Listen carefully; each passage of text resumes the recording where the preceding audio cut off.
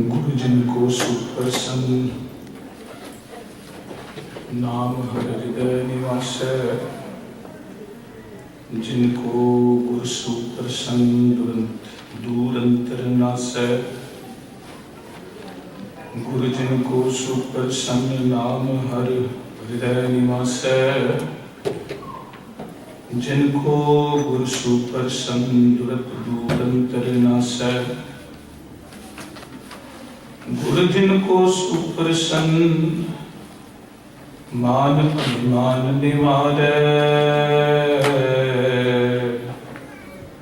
जिनको गुरु सुप्रसन्न शब्द लग पग जल तारे। पर जो प्रमाण गुरु पायो, तिन सके तो जन्म जग।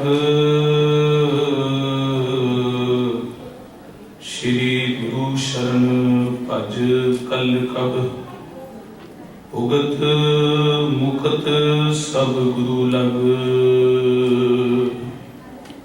पर जो परमान गुरु पायो, तिन सखे अथो जन्म जग। श्री गुरु शरण भज कल कब, भुगत मुकत सब गुरु लग। वाहिगुरु जी का खालसा, वाहिगुरु जी की फतेह। गुरु प्यारी, गुरु सवारी, गुरु खालसा रूप सत्संगी जनों, आप सब बड़े भागा वाले हो जिन्होंने जिंदगी दियां मुड़ कड़ियां पवित्र करदियां जिहदे महान समागमां दा हिस्सा बनने का ये समा प्राप्त किया है। आप यत्नशील होके सत्संग की कड़ियां मान रहे हो। अमृत वेले दे दीवान सतगुरु जी के महान दिहाड़े नाल संबंधित सतगुरु जी के महान पावन पवित्र पुरब बंदी छोड़ दिवस में मनाते हैं। आप सब एकत्र हुए हो। अमृत वेले तो आप जी ने भाई करमजीत सिंह जी शांत ਅਤੇ ਜਥੇ ਪਾਸੋਂ उपरंत ज्ञानी मुख्तियार सिंह होना पासों गुरु की कथा ते हुणे हुणे आप जी ने बड़ा सुंदर मनोहर मनोरम कीर्तन सर्पण किया है। भैन जी गुरमीत कौर ते उन्होंने जथे पासों सतगुरु जी की महान रहमत है। अमृत वेले तो ही कथा ते कीर्तन का प्रवाह चल रहा है। आओ सत्संगी जनों कुछ को विचार सतगुरु जी के अज के महान दिहाड़े नाल संबंधित आप जी के नजर करनी है।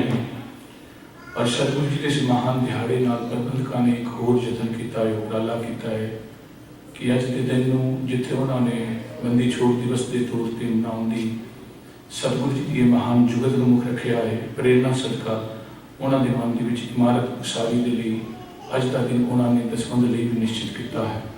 तो रलवियां विचार सतगुरु जी के महान इतिहास की भी, सतगुरु जी के दसवंध के संकल्प की भी, सतगुरु जी के बंदी छोड़ होने की भी मैं आप जी के नजर करनी आ रहा। उचित वृत्तियां मन सुरत बुद्धि कागर करो, सारे रल के एक बार रचना पवित्र करो। त्याग दो जी सतनाम श्री वाहिगुरु जी।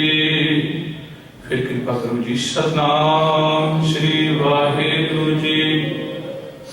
सत्संगी जनों, संसार के विच जितने भी धर्म ने उन्होंने विच कायनात का एक बड़ा बड़ा अपना संबंध है। कायनात अपने आप में बड़ी संबंधित है, कुदरत बड़ी संबंधित है हर धर्म के नाल। और हर धर्म के इष्ट की भगती करने के ढंग बिल्कुल वखरे वखरे ने, लेकिन मंजिल सब की एक ही है। रब नूं मिलना सिद्धांत वखरे हो सकते हैं, त्योहारों की गतिशीलता वखरी हो सकती है। सतगुरु जी अते अपने अपने इष्ट को उपमा करदियां उस्तत करदियां निवेकले सिद्धांतों का एक बड़ा समूह है। लेकिन सच जाने कि जो दो त्यौहार ने जाए जो दो वड्डे पुरब ने जो असीं मनाउने आ, जिन्होंने अज असीं बंदी छोड़ दिवस आख रहे हैं। और बिल्कुल इन दिन साडे हिंदू भी इन्हूं दीपावली या दिवाली आखते हैं। सच जाने इस तो पहला कि इन्हां दा संबंध धर्मां दे नाल होवे, इस तो पहले इन्हां दा संबंध कुदरत के मौसम के बदलाव नाल है। ये वो समा होता सी जिसमें कुदरत ने अपने आप में बड़ा बड़ा बदलाव लेके आना होता है। मौसमों के बदलाव के विच सब धर्म अपने अपनी थावां ते एकत्रता करके अपने अपने निजाम को अपने अपने धर्म को सुविधा देने की बात करते हैं। अज का रूपरेखा अज होर हो गई। बिल्कुल साढ़े सोचने का संकल्प वखरा हो गया, साढ़े सोचने का दृष्टिकोण बदल गया। एक वखरी बात है लेकिन सब तो वड्डी बात सी कि मौसम के बदलाव के नाल हर धर्म अपनी सहूलत बढ़ाता हो गया। मैं एक एग्जाम्पल अज के दिहाड़े नाल संबंधित कर देवां। भाई मनी सिंह जी जो दरबार साहब के विच हैड ग्रंथी होने का मान भी उन्होंने प्राप्त किया, नाल नाल प्रबंधक होने का मान भी प्राप्त किया। जितना चिर भाई मनी सिंह होनी उत्थे रहिंदे रहे, कहते हैं कि एक मौसम सी, इस मौसम के आगाज वेले उन्होंने महीना भर तो पहले दूर दूर तक बैठी हुई संगतां नूं इसलिए बुझाने शुरू कर देने कि भाई गुरु घर दे विच इन्हां वस्तुओं की लोड़ है और इन्हां वस्तुओं के नाल मौसम के बदलाव तो पहला इत्थे पुज के ये सब चीज़ां गुरुद्वारे गुरु के दर नाल संबंधित पुजदियां कर दित्तियां जान।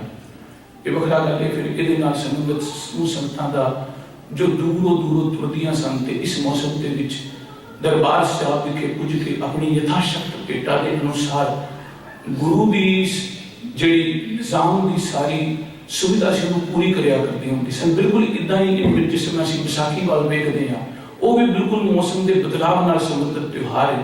ये गल है किसी को विसाखी कह के मनाउने हैं, कुछ बैसाखी करके मनाते हैं, कुछ उन्होंने ऋतु का परिवर्तन करके मनाते हैं, कुछ उन्होंने अपनी जात नाल संबंधित होकर मनाते हैं। एक बिल्कुल वखरे संकल्प ने, लेकिन मसलन जिस धर्म के जिहड़ा निज़ाम होंदा सी उन्होंने मौसम के बदलाव के नाल अपनी अपनी सुविधावां एकत्र करनियां होंदियां सन। बड़ी वड्डी बात सी। हुण समझ दे विच इस गल नूं जी लिआईए। असीं सब तो पहले सब तो वड्डी बात देखिए कि सनातन मत दे विच इस नाल संबंधित की कुछ सी। जिसे मैं सनातन मत वाल वेखदे हां, मैं गल आप जी की नज़र कर देवां, ये सारियां बातां अज के दिहाड़े नाल संबंधित हैं। तो मैं आप जी के नज़र इतिहासक और जो किताबों का वेरवा है, जो पुस्तकों का वेरवा उसके नाल संबंधित बात करनी है। शब्द वरतिया सनातन मतियां ने अज के दिहाड़े नाल संबंधित भाई दान करो, और जिस समय दान शब्द को असीं मनु स्मृति विच वेखदे हां, पढ़न वाला डर जाए। दान किदां किदां दे हुंदे, पशुदान, कन्यादान, बच्चे का दान, पता नहीं कितना कुछ दान वो बड़ी एक लिस्ट है जिन्होंने पढ़िया नहीं जा सकता। दूजे पासे मनु स्मृति के भी गल लिखी है, जेकर पुजारी दान मंगे और जेकर कोई ना दे सकता हो तो कहते पुजारी के अधिकारां दे विच, मैं मनु स्मृति की बात कर रहा कि वो धक्के दे नाल अपने दान को ग्रहण कर सकता। दान का जिसमें संकल्प संबंधित आया, दान संबंधित निजाम के नाल ये धर्म दे, मैं पहले बात आप जी की नजर कर रहा हूं। दान संबंधित निजाम के नाल ही, लेकिन उसका संकल्प बड़ा बखरा सी। दान का संकल्प सी कि भाई दान देने वाला जितना मर्जी अहंकार करे, जितना मर्जी प्राउड करे भी भाई देखो मेरे वालों इतना कुछ दिता जा रहा है, और दान लेने वाला वो तो वैसे ही निमाना हो गया, वैसे ही निताना हो गया, ਉਹਦੇ अंदर तो वैसे ही भावना आ गई ना कि मैं तो किसी का दिता कुछ लेता है। और जिस समय गुरु ने सारिया मर्यादावां वाल झात मारी तो ਉਹਦੇ ਵਿੱਚ दान ਨੂੰ भी दसवंध ਦੇ रूप ਵਿੱਚ ਦੇ ਦਿੱਤਾ। ਹੁਣ दान देने वाला अहंकार ਦਾ ਭਰਿਆ ਹੋਇਆ, दान लेने वाला हीन भावना ਦਾ ਭਰਿਆ ਹੋਇਆ। लेकिन सच जानियो गुरु के दरबार ਦੇ ਵਿੱਚ जब दान ਦਾ रूप बदलिया, जब दसवंध करके आया तो दसवंध ਦੇ ਵਿੱਚ कोई किसी की मदद नहीं कर रहा, दसवंध का सीधा गुरु को जमा कराया जा रहा है, और गुरु के प्रति वो जिम्मेवारी अहंकार का किया ही नहीं जा सकता, और गुरु को दिता जा रहा दसवंध। जिवें आमतौर पर कहते हैं कि गरीब का मुंह वो गुरु की गोलक, इस संकल्पों तो निकल के आए। सतगुरु जी ने किवें ये बात तरतीब शुरू की, जिस समय भाई कान सिंह नाभा जी उन्होंने तुसीं महान कोश बड़ा उन्होंने ग्रंथ पढ़ते हो परिभाषावां का, वो गुरुद्वारे की परिभाषा है। मैं गुरुद्वारे की परिभाषा से पूछागा तो ये बड़ा औखा हो जाएगा हर एक के लिए विवरण देना। गुरुद्वारे की परिभाषा के उन्होंने लंगर, उन्होंने पाठशाला, उन्होंने दवाखाना ते यात्रु निवास, एक गुरुद्वारे के चार बड़े अदारे ने जिहड़े गुरुद्वारे के अंदर होने अत जरूरी, वरना गुरुद्वारे का जिहड़ा संकल्प उस महान ग्रंथ के महान कोश के लिखा होया संपूर्ण नहीं होता। गुरुद्वारा अपने आप में गुरुद्वारा एग्जिस्ट नहीं करता, गुरुद्वारे के पाठशाला भी। और जब तुसी हर एक गल की फिलासफी वाल जाओगे ना, हर एक गल के दर्शन वाल जाओगे पिछे पे नगारे का अपना एक संकल्प है, कीर्तन का एक अपना संकल्प है, हुक्म का एक अपना संकल्प है, अरदास का एक अपना संकल्प है, लंगर का एक अपना संकल्प है। और इन सारिया मर्यादावां दे विच जद पाठशाला, लंगर, दवाखाना, यात्रु निवास, इन सारिया दे पिछे सतगुरु जी ने बड़ा स्नेहा दिता सी निशान साहब वाल झात मार। कितनी ऊंचाई दे विच निशान साहब, वो निशान साहब अपने आप विच झूलदा होया ये सुनेहा दे रहा है सिर्फ सिख नूं नहीं, सारे संसार नूं। भाई आओ, ये वो थां है जिथे तुहाडे रहण दा भी प्रबंध है, जिथे तुहाडे अपनी आत्मा की खुराक का प्रबंध है, जिथे तुहाडी विद्या का भी प्रबंध किया जा रहा है, जिथे तुहाडी भुख का भी प्रबंध किया जा रहा है। गुरुद्वारा अपने आप में एक बड़ा वड्डा संकल्प सी जिन्हों गुरु पातशाह जी ने साडे सामने रखिया और उन्हां सारियां चीज़ां नूं सतगुरु जी ने बैलेंस करदियां, संतुलन करदियां फिर रूप बनिया दसवंध दा। भी भाई गुरुद्वारे दे विच लंगर भी चलणगे, गुरुद्वारे विच पाठशाला भी चलेगी, गुरुद्वारे दे विच दवाखाना भी चलेगा, गुरुद्वारे विच यात्रु निवास भी होगा। आप सब विद्वान लोग को आप सब चंगे तरीके नाल जानते हो, मैं तो सिर्फ तदबीर वजों तरतीब दसने आप जी दे नजर कर रहे हैं, बड़े चंगे तरीके नाल सब गल जानते हो। मैं अपने उस मुख बिंदु वाल भी आवांगा जिस वाल मैं आप जी दे नजर आज बात करनी है। सतगुरु जी का निशान साहब अपने आप में झूलता होया है, आवाज मार रहा है सारे संसार में भी भाई एक उत्थां है जिथे गुरु के दर दे सारी सुविधावां आप सब जी लई इत्थे पुजा दित्तियां गईयां ने। और इन सारियां चीज़ां वास्ते सतगुरु जी ने मर्यादा आरंभी दसवंध दी भी भाई सिख अपने जीवन का अपने कमाई का हिस्सा, दसवां हिस्सा। और मैं अज अपने मन में सोच रहा सी, बहुत सारा अध्ययन करदिया होया रात्रि भी बैठ के भी, जेकर कोई एक सिख एक महीने के विच, चलो मैं करंसी वाल नहीं जावांगा भी डॉलर या रुपए, जेकर वो 10,000 रुपये कमाता है हर महीने 1,000 गुरु का है, अहंकार नहीं, जिम्मेवारी, रिस्पॉन्सिबिलिटी। और वही सिख जेकर 10,000 रुपया महीना 30 साल कमाता है तो गुरु के प्रति उसकी जिम्मेवारी बन गई 3 लाख की। और सोचो जेकर सिख ईमानदारी के नाल ये सब कुछ गुरु को अर्पण कर दे। मैं क्षमा चाहांगा साडे बच्चों की विद्या तो छड्डो, ये साडे 5 कमरे जिहड़े पिछे बने ने 7 कमरे स्कूल के छड्डो, तुसीं तां सारे धर्मां की विद्या का प्रबंध कर सकते हो, सारे धर्मां दा।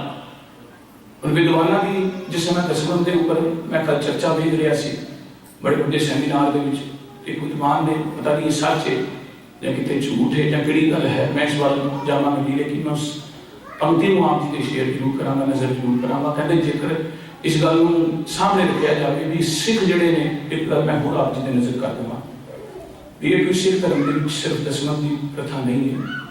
मिडल ईस्ट की बड़ी बड़ी हैरीटेज जिन्होंं असीं इस्लाम धर्म कहते हैं, उन्होंने ज़कात वजों ना लिया जाता है। उन्होंने तो 3 संकल्प ने ना, ज़कात का, जिहाद का ते जमात का। जिहाद करके बेशक अज असीं जेकर अज असीं जिहाद वाल जाके वेखीए तो जो कुछ ट्यूनीशिया ते सीरिया के अंदर हो रहा है, सानू मनुखता को बड़ी शर्मिंदगी महसूस होगी। इस्लाम की गल तो छड्डो, जो कुछ ट्यूनीशिया ते सीरिया के विच वापर रहा है जिहाद के नाम से, वो किसी धर्म को नहीं मनुखता को शर्मिंदगी महसूस हो सकती। मैं ज़कात की बात करा, इस्लाम धर्म के ज़कात को 2% वजों मनिया गया भी भाई मुसलमान अपने जीवन के जी किरत करेगा उन्होंने 2% अपने धर्म के कार्यों के लिए खर्च करना पड़ेगा। सिख के लिए सतगुरु जी ने 10वां हिस्सा रखा भी दसवंध सिख जिहड़ा बड़ी ईमानदारी के नाल अपने जीवन के गुरु के चरणों के पुजदा करेगा।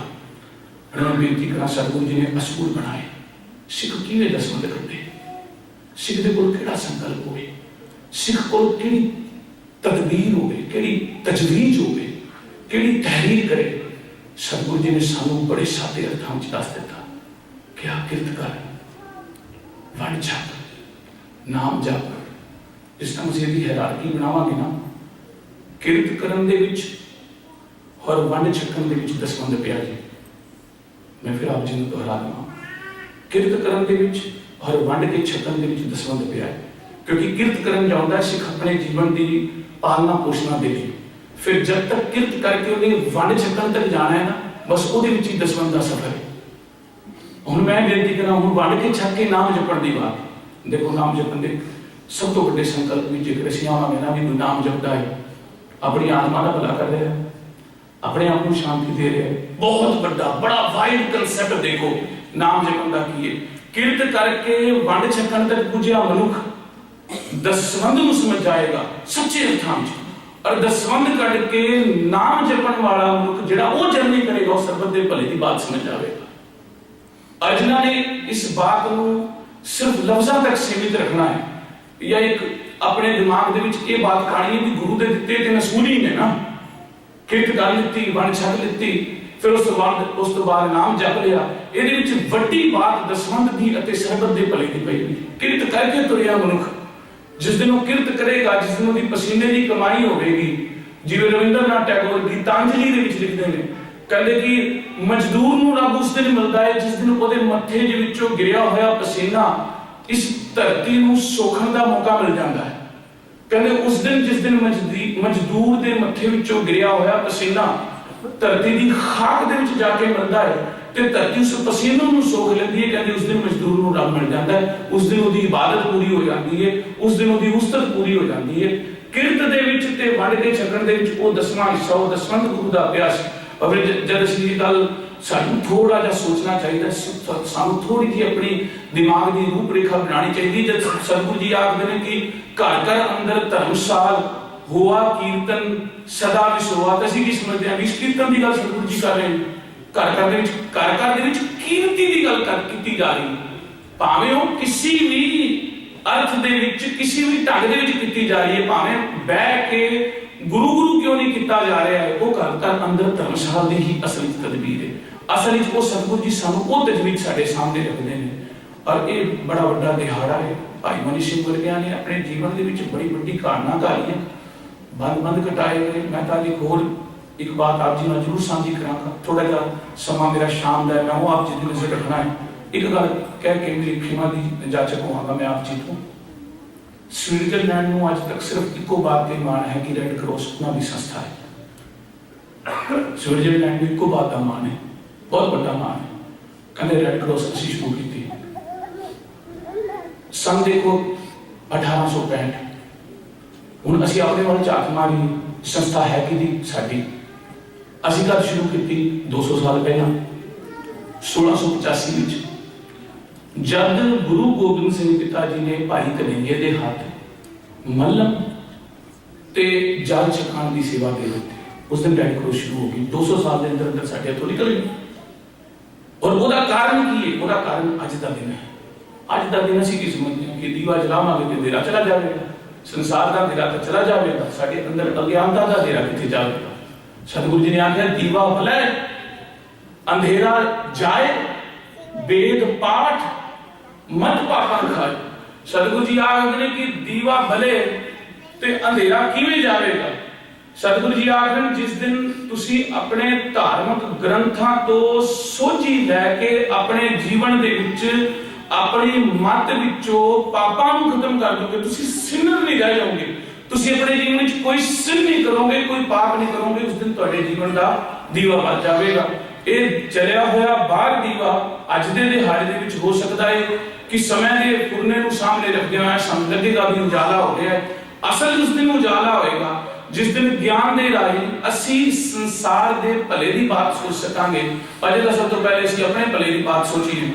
अज एक बड़ा बड़ा दिहाड़ा है, सतगुरु जी का बंदी छोड़ दिवस है।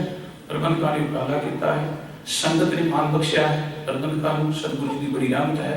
भाई करमजीत सिंह, भाई लवलीन सिंह, भाई कुलदीप सिंह जी, भाई संतोख सिंह जी, होर समूह मैंबर साहबान, इन्होंने उपराला किया है दसवंध का कि दसवंध जिहड़ा है वो सानू अपने जीवन दे विच इस संसार दे विच आके गुरु के चरणों विच अपने अपने वल्लों एक बड़ी वड्डी अनुभव की आहुति रखनी है। आप सब जी ने इत्थे दसवंध अपना दे के जाना है और वो क्यों दे के जाना है, यही बात मैं शाम के दिमाग में करांगा कि साडे लिए दसवंध देना क्यों जरूरी है। उन्हें जो आप वल्लों माया इत्थे भेंट की जा रही है, ये दसवंध की माया है, तेरा मेरे नाल कोई अर्थ नहीं। इस वास्ते मैं बेनती ये करांगा कि सब अपने अपने दसवंध हुण भी जमा कराओ, जिहड़े रहिंदे ने उन्हां नूं सुनेहा दे के शाम तक उसदा कराओ। मेरे नाकाबले बर्दाश्त है कि गुरमत दे सकूल दे लई साडे कोल कोई प्रबंध ना होवे। इस वास्ते मैं सब दे चरणों विच बेनती करांगा अज की ये माया भी जी आप जी के चरणों के आप जी की दिती हुई माया है, ये भी प्रबंधक साहबान जोड़े ने अपनी कबूला करन ते समूह संगतां नूं इस प्रेरणा के नाल, इस आह्वान के नाल, इस बेनती के नाल कि भाई आने वाले सैशन में साडे बच्चे गुरुद्वारे तो बाहर जाके इत्थे क्लासां ना लैन, इस मन के संकल्प नाल मैं आप जी नाल बेनती करदा हुआ खिमा दा जाचक हां। वाहिगुरू जी का खालसा। अचल चलाई न चलै, ना काऊ कटारा कर सकै, जो साहिब राखै तिन रहै, इस लोभी का जुंटल पलै, बिन तेल दीवा क्यों जलै, रहाओ पुथी पुराण कमाइए, पौवट्टी इत तन पाइए, सच बूझन आन जलाइए, ए तेल दीवा क्यों जलै, कर चानन साहिब तो मिलै, ए तेल दीवा क्यों जलै, कर चानन साहिब तो मिलै। वाहिगुरू जी का खालसा, वाहिगुरू जी की फतेह। गुरु प्यारे गुरु सवारी गुरु खालसा रूप सत्संगी जन आप सब कटे भागा वाले जिन्होंने सतगुरु जी के महान दरबार की हाजिरी करी है, आप यतनबद्ध होकर थे सत्संग की हाजिरियां कर रहे हैं। आप सब जानते हो सतगुरु जी के आज महान दिवस, बंदी छुट्टी दिवस आप सब मना रहे हैं। अमृत वेले तो गुरबाणी के कीर्तनियां वालों गुरबाणी के कीर्तन का प्रवाह जारी है। आप जी ने नाल नाल हरि की उत्तम कथा श्रवण की है अमृत वेले तो ही, और सतगुरु जी के महान इतिहास की सतगुरु जी की 94 साखियां आप जी ने भाई मुख्तियार सिंह जी न्यूयॉर्क को आए ने उन्होंने पासों श्रवण की है। दास का जो अमृत वेले तो तुरया होया विषय है, सब्जेक्ट है, वो दसवंध का ते दान का है। मैं अमृत वेले भी कुछ को बेनतियां आप जी के चरणों में कीतियां सन सतगुरु जी के महान शब्द के रूप में, हुण उसी घड़ी को मैं अगे लैके जाना है जो आप जी ने नज़र करना है। मैं कुछ बातें आप जी के नाल रीकैप कर देवां ताकि आप पिछले सतगुरु जी के महान शब्द के विचार में जुड़ जाओ।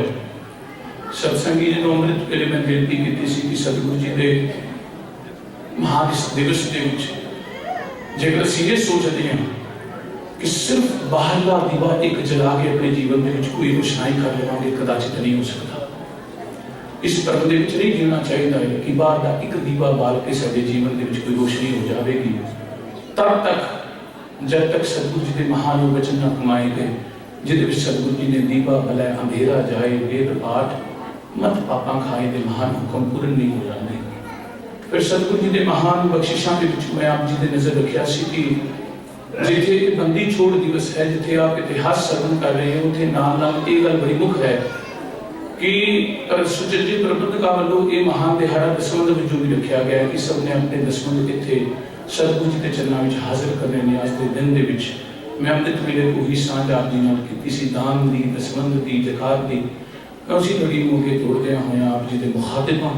सतगुरु जी रहमत करन, सतगुरु जी बख्शिश करन, उस विषय को अगे तोड़न के लिए आओ सारे रल के कोई रचना पवित्र करो ते सतगुरु जी के चरणों में शीश निवा दिओ। आओ सारे रल के कोई रचना पवित्र करो दी आप दो जी। सतनाम श्री वाहिगुरु जी। फिर बख्शिश करो जी। सतनाम श्री वाहिगुरु जी। मैं अमृत वेले के दीवान में बेनती की थी कि दान सिख धर्म के कोई प्रवानगी नहीं रखता।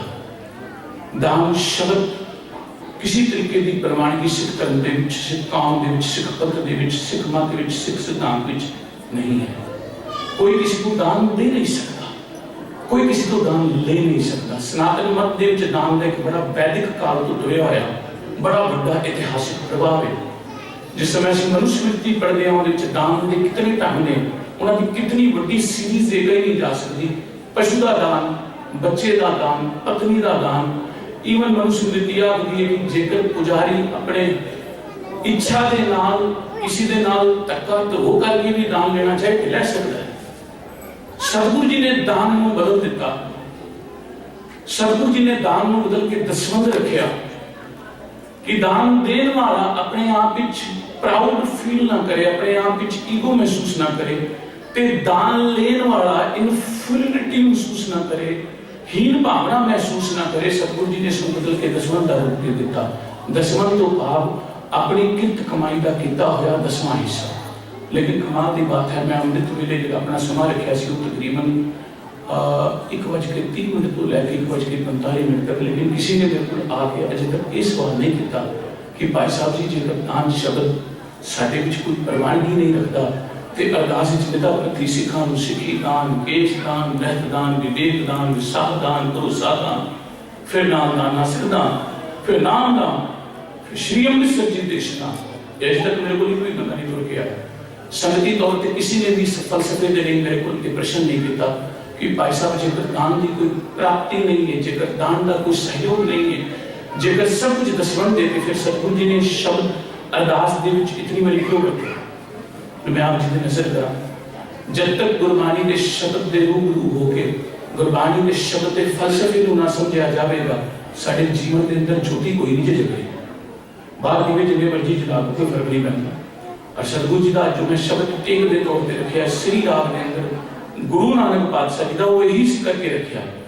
सतगुरु जी ने महान शब्दों के राही ये बात आखी है कि बिन तेल दीवा क्यों बले। एग्जाम्पल कोट की गुरु नानक पातशाह जी ने संसारक तौर पर जलने वाले दीवे दी कि किवें हो सकता है कि बिना तेल तो दीवा जल जाए। जेकर बिना तेल तो दीवा नहीं जल सकता तो फिर हृदय के विच पई हुई परमात्मा के नाम की ज्योति भी जागृत नहीं होगी। मैं बेनती कर दवां जिन्ना को अंधेरा धर्म सथाना मैंने कहना दिओ कि नहीं होगा। जेकर असी एनलाइटमेंट की गल करते हैं, विजडम की गल करते हैं, नॉलेज की गल करते हैं, कितने भी नजर नहीं आती। सानू जरूर लगता है साडे नजदीक सानू डेरावादी प्रथा भी नजर आती है, बड़े सारे कर्मकांड भी नजर आते हैं। फिर सानू लगता है कि सब कुछ बजा बजाया पता नहीं कितने वरियां तो भावना तुल रहा है। जेकर बहुत नजदीक होके टाइम मैगजीन पढ़ो ना तो कोई धर्म का अंधेरा सिर्फ साडे सिख धर्म के नहीं है कि इतने कर्मकांडी ने लोग, इतने जेडे ने वो अंधविश्वासी ने लोग, सुपरस्टिशियस इतने ही नहीं ने। मैं वेख रहा सी अज तो 1000 साल पहला जब उन्होंने 10 पोप की हिस्ट्री दसी है कि वो किवें अपना जीवन बतीत करते हैं, किवें लोकां नाल उन्होंने धक्का ते धरो कमाया। ये सिर्फ एक धर्म की बात नहीं कि धर्म के विच अंधेरा है, ये हर थां पे जिथे जिथे मुल्क बैठा है, जिन्हां ने अपने शब्द के विचों सोझी नहीं ली। जेकर किसी मुसलमान वीर ने कुरान की आयत पढ़ के अपने जीवन को रुशनाया नहीं, ओदा जीवन भी कर्मकांडी हो गया। सच जानियो, जेकर किसी ने उपनिषद नहीं पढ़े, जेकर किसी ने वेद स्मृतियां नहीं चंगे तरीके नाल पढ़िया, वो भी अपने जीवन के विच कदी सनातन मत को समझ नहीं सके। साडे वास्ते तो बड़ी बड़ी बात सी। मैं अमृत वेले बेनती की सी, भाई कान सिंह नाभा जी ने गुरुद्वारे के फलसफे नूं, गुरुद्वारे की डेफिनेशन दे विच गुरुद्वारे विच की कुछ लिखा है। गुरुद्वारा अपने आप विच एग्जिस्ट तां करेगा भाई कान सिंह नाभा जी की महान कोश की परिभाषा के अनुसार जब गुरुद्वारे के विच गुरुद्वारा आम खुद एग्जिस्ट करेगा, ਉਹਦੇ ਵਿੱਚ ਲੰਗਰ ਹੋਵੇਗਾ, ਉਹਦੇ ਵਿੱਚ ਪਾਠਸ਼ਾਲਾ ਹੋਵੇਗੀ, ਉਹਦੇ ਵਿੱਚ ਦਵਾਖਾਨਾ ਹੋਵੇਗਾ, ਉਹਦੇ ਵਿੱਚ ਯਾਤਰੂ ਨਿਵਾਸ ਹੋਵੇਗਾ। मैं अमृत वेले भी बेनती की थी कि निशान साहब दूर तक आन जाने वाले हर मनुख को आवाजा मार के कहेगा आ तेरा इतने सब प्रबंध है, तू इतने आके रह भी सकता है, रात बरात तेरी जिम्मेवारी भी है। और इस संसार के विच आके निशान साहब सारे संसार की लोकाई को आख रहा है आ यात्रू निवास है, आ इतने वधिया है, आ इतने लंगर है, आ इतने संगत है, आ इतने पंगत है। ये अपने आप में बड़ा बड़ा कंसैप्ट सी। दो बातें मैं आप जी के नजर करनियां ने दसवंध वजों साडे लिए बहुत जरूरी हो गया, बहुत अति जरूरी हो गया। और खास तौर पर मैं सिक्योरिटी के नुकता निगाह है जुगत आप जी के नजर रखी सी। मैं तो बर्दाश्त नहीं कि मेरे स्कूल के बच्चे गुरुमुखी पढ़ने वाले, विद्या अध्ययन करने वाले मेरे गुरु के धर्म छोड़ के कितने हो जाके बैठे, मैं तो बर्दाश्त नहीं हूँ। सतगुरु जी ने दो तरह के लंगरां की बात की, मैं आप जी ने नजर कर दूंगा। और मैं बात नहीं आखी, मेरा कोई कंटेक्स्ट नहीं, मेरा कोई प्रकरण नहीं, मेरा कोई रेफरेंस नहीं जो मैं अपने बलों देना, जो मैं अपने जीवन विचों देना। मेरे सारे रेफरेंसेस, सारे कंटेक्स्ट गुरबाणी के विचों ने, और गुरबाणी की दो पावन पंक्तियां मैं आप जी की नजर रखा। सतगुरु जी ने दो लंगर गुरबाणी के विच गुरुद्वारे के विच सिख धर्म के विच रखे ने। सानू लंगर ही नजर आता है, सानू कोल लंगर नजर आता, और यह जरूरी है, इन्हों निंदिया नहीं जा सकता किसी भी थां। सिख के लिए जरूरी है कि गुरु घर के पुजिया हर मनुख जिहड़ा है वो अपनी आत्मिक भुख भी ते अपने जीवन के विच अपनी शरीरिक भुख, अपनी जिहड़ी आत्मिक भुख शरीरिक भुख दोवां नूं मुका सके। पर सतगुरु जी ने सत्य बलवंडे की बात में दो पावन पवित्र पंक्तियां रखियां। सतगुरु जी ने पहला शब्द रखा है, लंगर दौलत वंडी है रस अमृत खीर घियाली। ये जब माता खीवी जी बारे आखते हैं सत्ता बलवंड जी की, माता खीवी जी इतनी नेक जन, इतनी नेक औरत है कि वो अपने हाथी गुरु के लंगर की सेवा कर रही है। इस तो वड्डी कोई शख्सियत नहीं हो सकती। मैं थोड़ा जा सब्जेक्ट तो बाहर जावां। सच जाने सारे संसार के किसी धार्मिक ग्रंथ के किसी स्त्री का कोई नाम नहीं, सिर्फ धन श्री गुरु ग्रंथ साहब जी की बाणी है जिहदे बकायदा कोट किया है कि माता खीवी जी वो इस संसार की नेक जन है, उस संसार की अध्यात्मक औरत है जिहड़े अपने हथी सेवा कर रही है। जिथे सतगुरु जी ने लंगरां की सेवा की बात की है ना इस दर दे उत्थे सतगुरु जी ने नाल बिल्कुल ये भी बात आखी है कि भाई चेते रखियो इस घर दे विच लंगर दौलत वंडीए रस अमृत खीर घियाली। ते नाल सतगुरु जी ने कहा है लंगर चलै गुरु शब्द दा, लंगर चलै गुरु शब्द हर। सतगुरु जी आखदे इत्थे लंगर गुरु शब्द दा भी है, इत्थे लंगर जिहड़ा है वो आत्मिक भोजन दा भी है। हुण साडे वास्ते दोवें ही थुणा ने। दसवंध की बात कितों तुरी हुई, क्यों साडे वास्ते जरूरी है कि असीं सतगुरु जी के चरणों में अपना दसवंध रखीए। मैं बेनती कर रहा सी कि सवेरे पातशाह साहब उन्होंने दसिया सी भी जो साडे मोदी खाने का हाल है, असीं किचन भी कह देंगे, असीं रसोई घर भी कह देंगे, मैनू एप्रोप्रिएट मोदी खाना लगता। गुरु नानक पातशाह जी का अतुट भंडार मोदी खाने के विच सी। साडे उत्ते हालात बड़े असीं वेखदे हां खस्ता ने।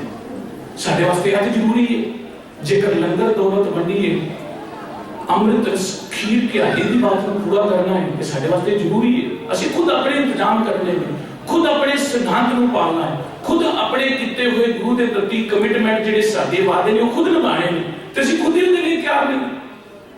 कितने वरियां बदी तो असीं रसोई दे हाल वेख रहे हैं, मोदी खाने दे हाल वेख रहे हैं, फिर भी अपने घरी बैठे अपने घर के विच बैठे हुए असीं पता नहीं कितने को वरी अपने मोदी खाने बारे, अपनी रसोई घर बारे सोचते हैं भी इहदा इत्थे नहीं होना चाहिए, इहदा ये डाइनिंग हॉल होना चाहिए, इत्थे ये सब कुछ होना चाहिए। इत्थे बारे कौन सोचेगा? किवें चलेगा लंगर दौलत वंडीए। हुण दूजे पासे गल करिए दूजा लंगर शब्द दा लंगर, विद्या की बात करिए विद्या का लंगर किवें तुर सकेगा? गुर शब्द का लंगर किवें तुरेगा? पर मैं बेनती करूंगा मेरी जिंदगी का सब तो बड़ा सुख का आयाम पता की है, जेकर तुसीं मेरे को भी पैसा बर्दाश्त करो, ये मेरा कर्तव्य है। मैं आप सब संतां का सेवादार हूं, मैं करांगा। जेकर आप मैनूं आखो भी भाई साहब हुक्म की व्याख्या करनी, मैं वो भी करांगा, मैं आप जी के चरणों का राजा हां।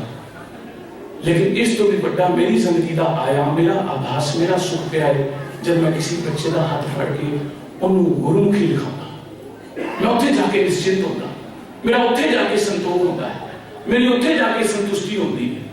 लेकिन मैं आप जी के चरणों में बेनती करना चाहूँगा कि इतने वरियां तो ये सब कुछ चल रहा है, आज हालात ये आ चुके हैं कि साढ़े वास्ते क्या जा चुके हैं कि भाई बोलो तो भी स्कूल जिहड़ा है वो गुरुद्वारे की होर इमारत विच नहीं लग सकता, तो वो जेकर सानू इमारत बाहर लेनी पै रही है तो सच जानो कदों मुकाम आवेगा, कब वो बदल वरखणगे जिस दिन असीं ये सारे उपराले लंगर दौलत वंडीए दे और लंगर चलिया गुरु शब्द दा भी असीं कदी ना उपरालियां लई जागृत होवांगे, कदी इस उपराले दे लई असीं तुरांगे।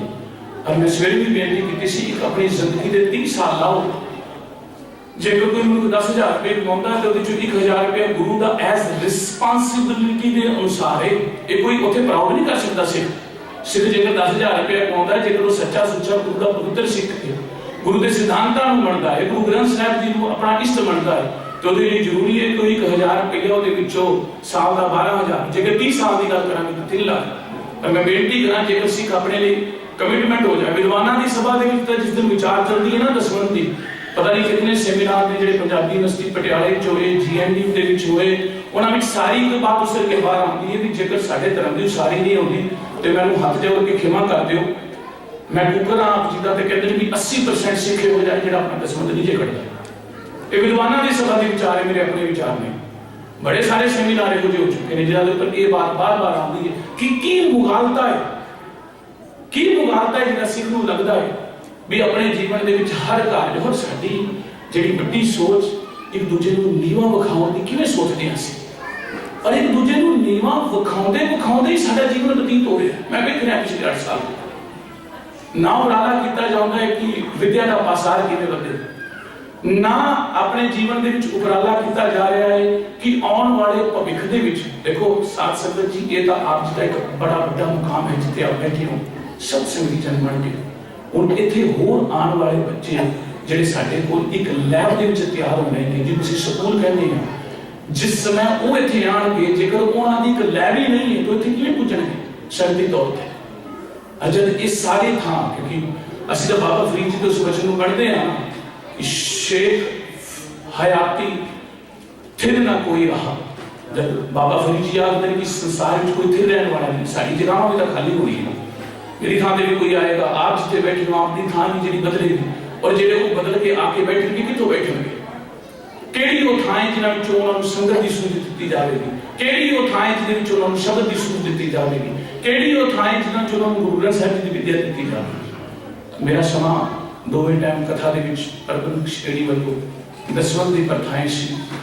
दसवंध बड़ी बड़ी बात है। मैं सवेरे भी बेनती की थी इस्लाम ज़कात करता है और ज़कात का हिस्सा 2% बनता है और इस्लाम वालों वैसे हजरत मोहम्मद की घोर बात मैं आप जी की नजर कर दूंगा, ये ना सोचो ये बड़ी ध्यान की बात है और मैं बड़ा ऑप्टिमिस्टिक बनना होना, मैं कभी जिंदगी के पैसामिस्टिक निराश नहीं होया। आज भी मैं ऑप्टिमिस्टिक हाँ, मैं आप जी के चरण के बेनती कर रहा कि भाई सब इतने पुज के अपने अपने दसवंध जमा कराओ। और मैं हजरत मोहम्मद साहब की बात है जरूर आप जी की नजर कर दूंगा। जब हजरत मोहम्मद साहब ने पूछा भी इस्लाम तो किन्हों खतरा है, एक धर्म की बात नहीं है, सारे धर्मों की कोई कहते इस्लाम धर्म कि तो खतरा है, कहते दूसरी की समझते कहते पढ़िया लिखिया तो या अनपढ़िया नहीं। तो उन्होंने जवाब इन्ना परफेक्ट सी सारे संसार के धर्मों लिए, कहते ना पढ़े लिखिया तो ना अनपढ़िया नहीं। कहते पढ़े लिखे को पता है, अनपढ़े को भी पता है कि भाई मैंने कुछ नहीं होता। कहते सब तो बड़ा खतरा धर्म अध पढ़िया जिन्होंने कुछ भी नहीं पढ़िया, जिन्होंने लगता है बहुत कुछ पढ़िया है। अध पढ़े जब तक असी रहांगे तब तक असी अपनी जिंदगी के उस मुकाम को हासिल नहीं कर सकांगे। मेरी आप सब जी के चरणों में बेनती है, मेरी अमृत वेले की माया जो आप जी ने मैनू कथा के तौर पर भेटा की सी, कोई मैं आप जी के चरणों में आपका जो दिता है मेरा कुछ दिता नहीं है। हम भी जी माया है इस सारी रस्म के तौर पर गुरुद्वारा साहब की मानता नहीं जानी है। तो मेरी बेनती है ये सारी माया के समय कोई एक प्राणी इतने ना बैठा रह जाए जोड़ा गुरु की मानता की सारी के लिए इतने अपना हिस्सा ना पाके जाए, बनता वरतता दसवंध इतने ना दिखी जाए। तो लंच का फतेह दी शान वाहिगुरू जी का खालसा।